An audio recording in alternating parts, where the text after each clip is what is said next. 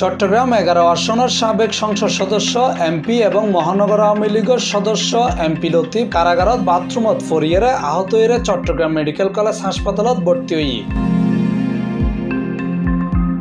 October 8 তারিখ মঙ্গলবার রাত 8টার দিকে কারাগারের ভিতরে এই ঘটনা ঘটে। চট্টগ্রাম জেলা কারাগারের সিনিয়র জেল সুপার ভারপ্রাপ্ত মোহাম্মদ মঞ্জুর হোসেন এই তথ্য নিশ্চিত করেছে। জেল সুপার জানাইয়ে কারাগারত তাহা অবস্থায় সাবেক সংসদ সদস্য এম এ লতিফ বাথরুমত হঠাৎ ফরিয়েরে আহত হই। এছাড়াও নাক দিয়ে রক্ত জ্বরের আগে হার্টর বাইপাস সার্জারি আছিল। এ কারণে কারাগারের ডাক্তারে তারে চট্টগ্রাম মেডিকেলত পাঠাই দিয়ে।